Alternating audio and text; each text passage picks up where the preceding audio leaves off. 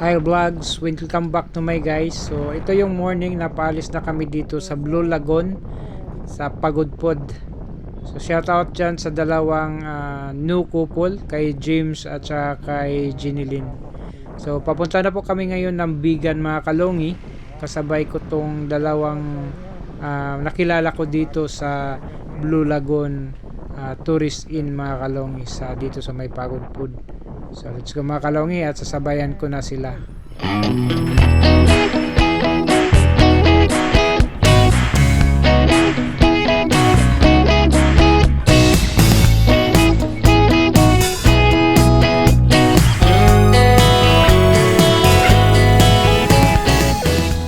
Ang lakas ng hangin dito mga kalungi, pero yung ibang mga windmill hindi umikot o hindi pinapaikot dahil may sira daw, sabi nung natanungan kong local dito mga kalungi. So nakikita nyo po medyo sira pa yung ibang mga kubo dahil dinaanan sila ng bagyo last for few months back. So yun, nakikita na hindi pa na masyado naka-recover ang komunidad, pero may mga homestay pa din dito mga kalungi, ang dami nga pero nga lang doon ako nakabook sa Blue Lagoon Inn dito sa may Pagudpod. So in case na kayo ay gabihin dito sa Pagudpod, hanapin nyo lang itong isla na to, going to Blue Lagoon. So ayan, ang ganda na dito ng view dito mga kalungi.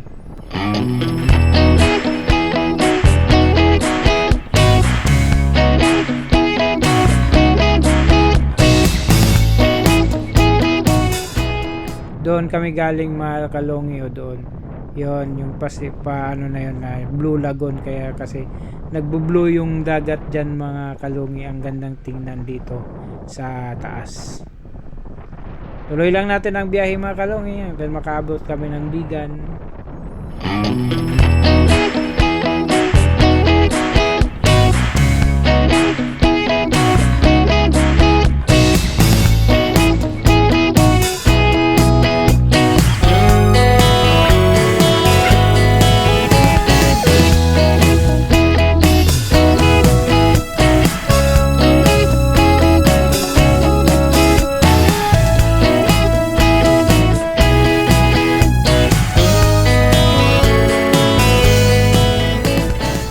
At ayun na nga, nakalabas na kami. Dito na kami sa highway. Going na kami sa Bangi. So doon kami, target namin ngayon is Bangi. Doon kami sa malapit talaga sa windmill mga kalungi. So ayan, tara.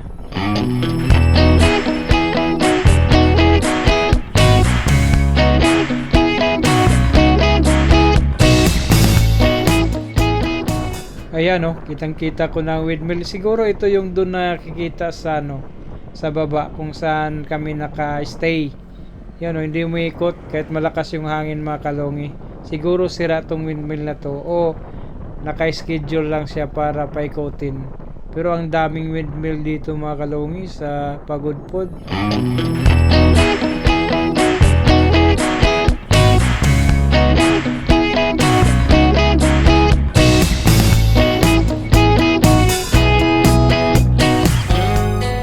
Ayun umiikot na ang windmill. Akala mo mahina lang dyan sa video, pero ang bilis niyan mga kalungi sa totoong kung nasa physically talaga makita mo yun. Mabilis pala, akala mo dandahan lang. Akala mo mahina lang, dandahan. So yun, pinahuna ko na ang mag-asawa. Sabi ko, sunod ako sa inyo. Yun ang iba talaga hindi umiikot pero ang lalaki niyan mga kalungi, grabe. So yun, first time ko makakita ng windmill dito na malapitan. Nakadaan man ako dun sa Rizal, pero ang layo kasi dito kasi ang lapit na ng windmill. So yan, ang patag dito mga kalungi kitang kita, ang dami pa ding windmill dun banda sa part sa kanan ko mga kalungi. So ayan, dito na kami dito, part na to ng Bangi. So yun so yun, ang sabi nila pag hindi daw umikot may sira daw yan, kaya di na ako nagtanong, sira na lang talaga, baka naka-schedule lang na papaikoting. naapektuhan daw yan nung bagyo nakaraang mga buwan.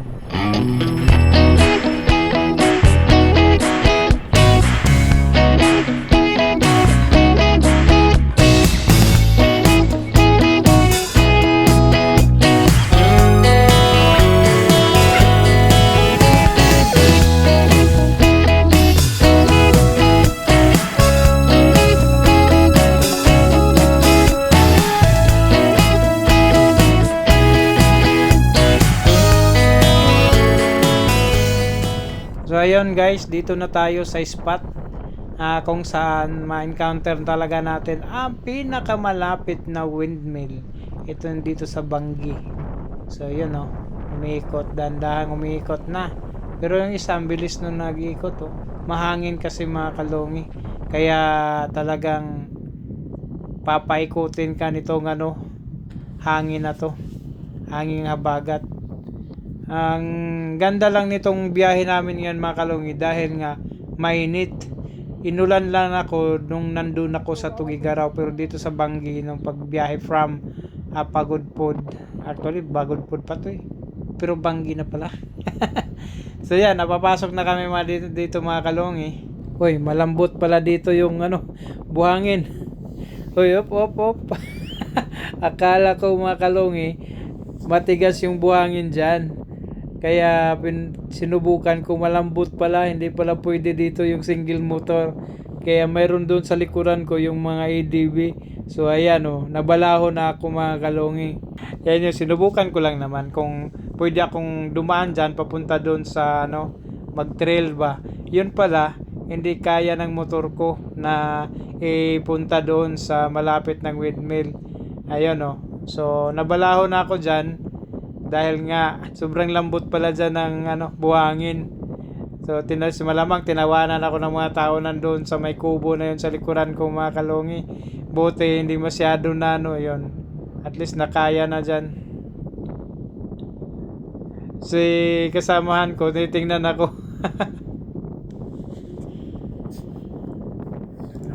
Kasi kung hindi ko yan binaba, tumunog na yung belt ko dyan dahil sa pinersa ko na nga. So pero kaya bumaba na talaga ako kasi di na kaya. So yan, tinulak-tulak ko na until hanggang sa makaraos o makaahon dun sa pagkabalaho ko. So na pagpasehan ko na dito na lang muna ako mag park mga kalungi. So ayan. So lesson learned, huwag dumiretso sa buhangin dahil malambot ang buhangin at mabalaho. So ang ganda ng view mga kalungi.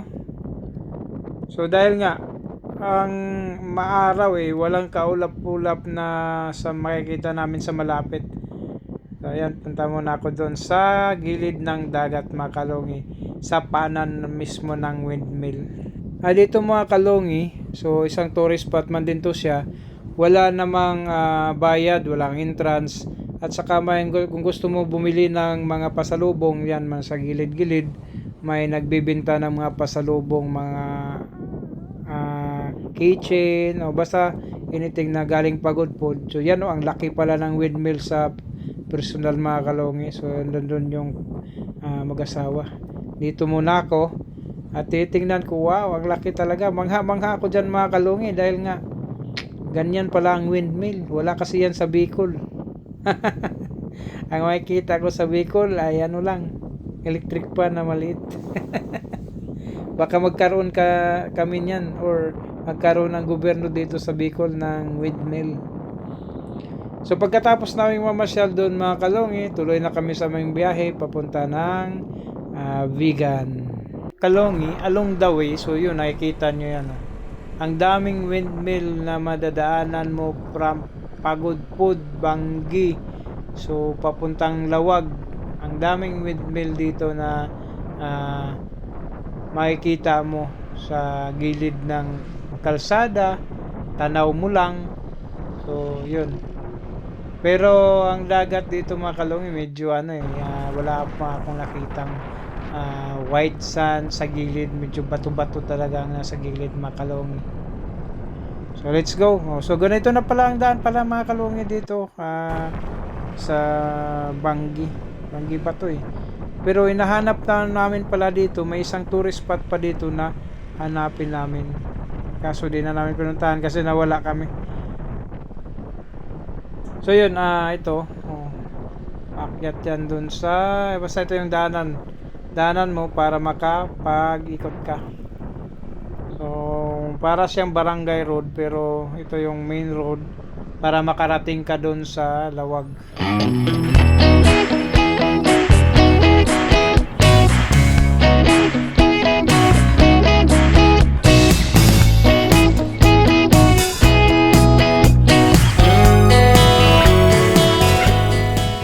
At huminto din kami dito sa isang kampo at mayroon silang display ng mga pangdigmang sasakyan, pang lupa, pandagat, saka himpapawid mga kalongi.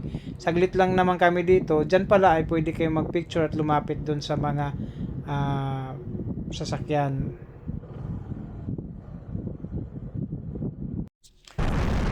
Pagkatapos nga namin doon huminto sa may kampo, di ko na mabanggit kung anong kampo yun. Dumiretso na kami dito sa may Poway. So ito yung Poway Church mga kalongi yun, no?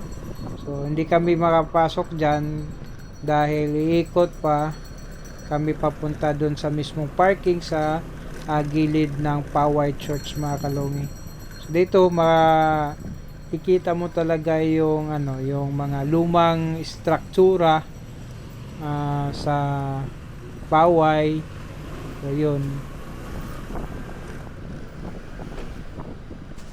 So ito yung nila Municipal Hall. So yun, mga old talaga yung mga structure dito mga kalongi. So mamangha ka at saka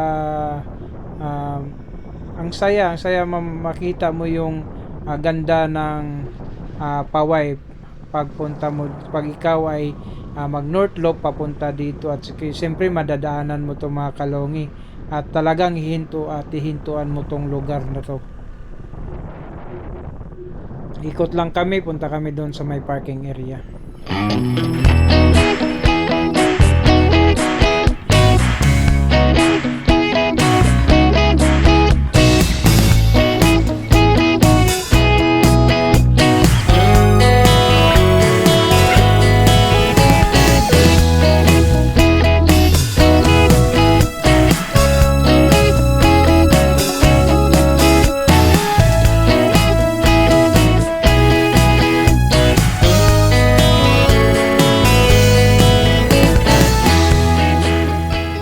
Ito na yung papasok sa parking area dito mga kalongi sa Poway Church. So ngayon konti lang ang tao dahil nga ito ay tawag nito weekdays. So konti lang ang mga tao dito mga kalongi.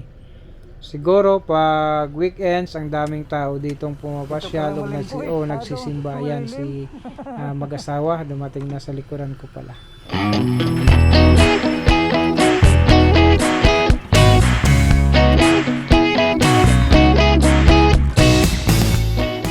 So ayun nga, dahil ito ay famous na simbahan dito sa norte. So yan, kinuha na natin ng video natin dito sa Poway Church. So ang ganda ng pagka struktura talaga nito, lumang simbahan. So pagkatapos namin mga kalongi, kuha ng pictures, video dun sa simbahan. So tuloy na ang biyahe namin papuntang Vigan. So pabigan na kami mga kalongi. Grabe, buti na lang at hindi umulan. So yun, pinapauna ko sila. Una kayo para kasi kung ako mabilis din akong patakbo eh.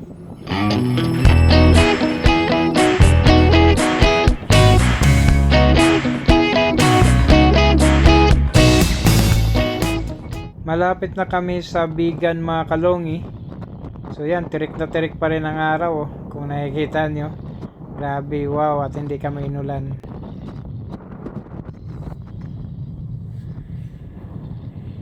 So dito, nakasunod na sila sa akin. Sabi ko, una kayo kasi di ko na yun alam kung saang hotel. So, sinyos na ako sa kanila. At yun nga, dito na kami sa Vegan City. So hindi ko na plus kanina sa sa yung arc doon na welcome to vegan. Pero andito na kami sa Vegan City. Napansin ko lang dito mga kalungi, talagang yung mga bahay ay mga lumang disenyo. Sa sa Kastilang disenyo ba, yung makaluma talaga. So yung may mumu.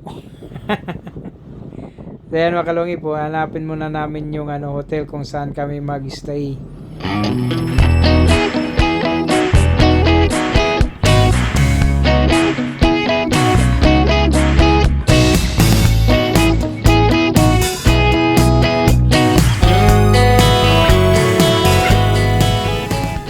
May mga dito, mga lumang bahay, ni-renovate na, pero yung disenyo panel niya is old model design na bahay para ma-preserve nila yung mga heritage house dito sa Vegan City mga kalongi.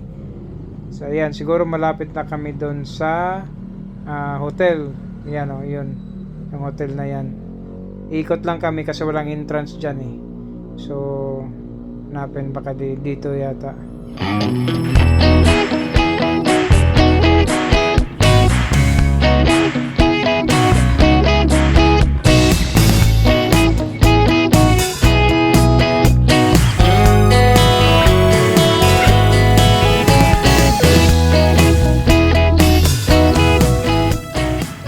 Ayun, ito na yung entrance ng hotel kung saan kami magpalipas ng gabi mga kalongi. So ayan, yan yung Juliana Hotel. So may parking siya mga kalongi. So pero dito muna kami magpark dahil after namin mababa yung mga gamit ay pupunta kami sa Baluarte ni Chavit.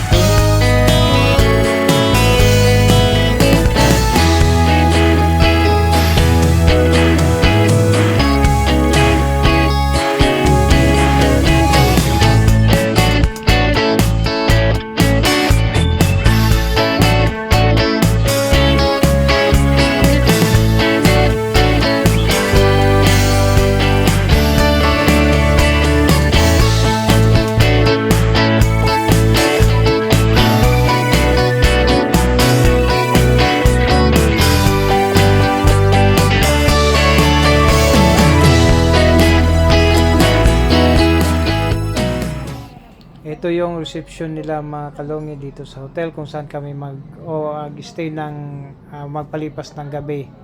So yan, ito. Pwede dito kumain, mayroon naman silang bibilhan ng pagkain. Magpaluto, pwede.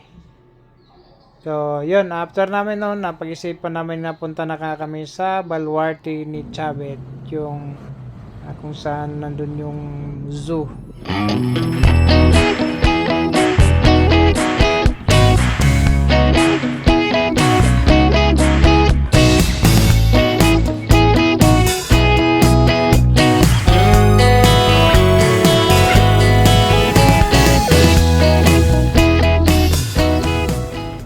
Ang gandang pagmasdan yung mga lumang disenyong bahay mga kalungi dahil nga sa atin doon sa halimbawa sa amin bihira na yung mga ganitong style na bahay tulad niyan. So bihira ka na makikita dyan, maliban na lang doon sa may nakita ko sa San Jose Partido. Shout out pala kay Mayor Gerald Peña ng San Jose Partido. So yun, doon natin makikita. Pero dito, ang dami mong makikita mga heritage house mga kalungi. So ito yung daan papunta doon sa Baluarte ni Singsun.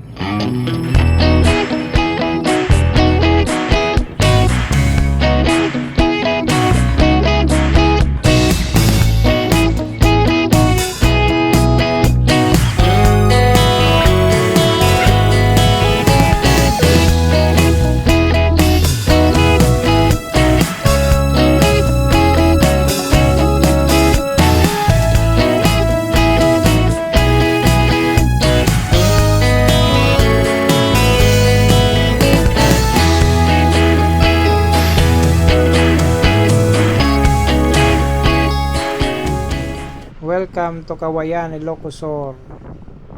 So yan, Kawayan. So papasok tayo dito dahil dito yung daan papunta doon sa Baluarte ni Chavit Singson. Doon makikita doon. Yung titingnan ko doon kay Kalungi sa loob is yung yung museum niya ng mga nahuli niyang mga wild animals. So yan, Baluarte. This way to Baluarte. Ang laki nitong Baluarte nito mga Kalungi. Ito parking area, sabi nila napupuno daw ito ng parking pag season.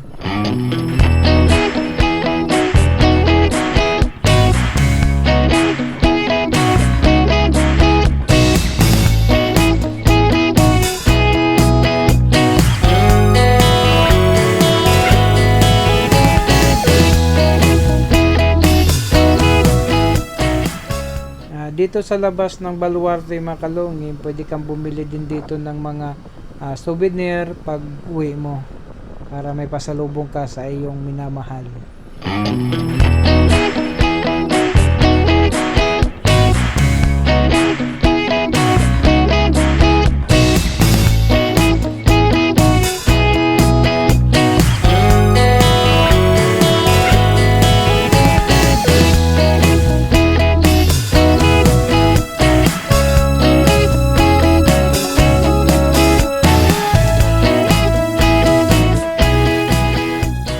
So ito yon sa loob ng Baluarte mga Kalungi, may dinosaur.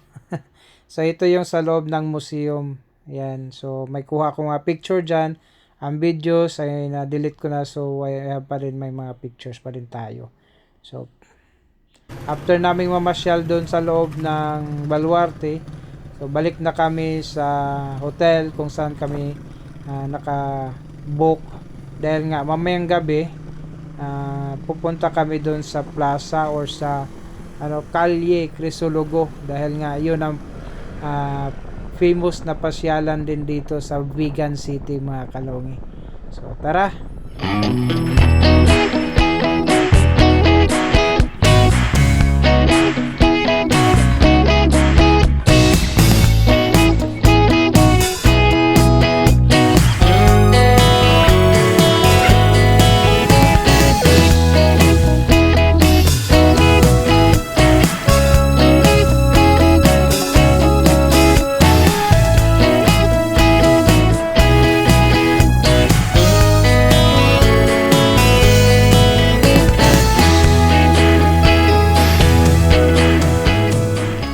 Kada barangay dito mga Kalungi may arko.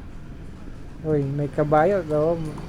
Uso pa dito yung transportation ng kalisa mga Kalungi. Kaya yun, may nasalubong tayong kalisa. Sa una-unahan mayroon pa tayong masalubong diyan. Dahil nga yun yung hindi nawala yung transportasyon na kalisa dito sa Vigan City.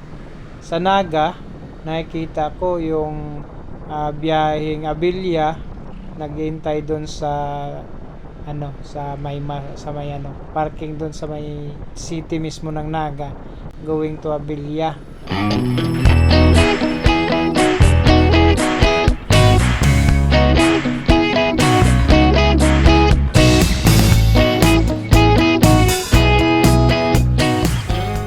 Ito namang nasa kaliwa namin mga Kalungi ay eskwelahan o paaralan.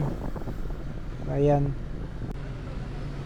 Medyo nagta-traffic na din dito. Siguro ngayon lang ay dahil hindi nga ganun kadami yung hindi season, kaya hindi masyadong matraffic.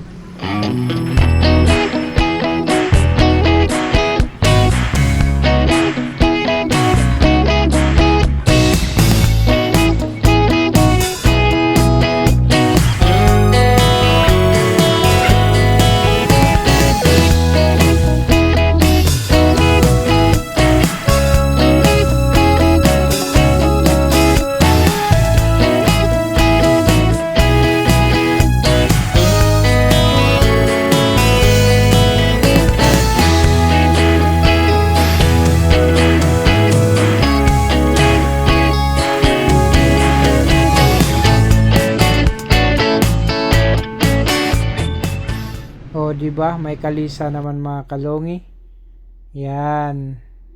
Hindi na wala yan dito sa Bigan City. Yan, oh. Magkasunod pa. So, at saka may mas madami kang makikita dito na kalisa doon sa may Kalye Crisologo, kung saan pinakasentro ng Bigan. So papunta na yan doon sa kanilang City Hall, tapos doon mismo sa Provincial Capitol. So yan, nagta-traffic na dito mga kalongi. So buti na lang motor tayo, so makadali tayong makalusot-lusot.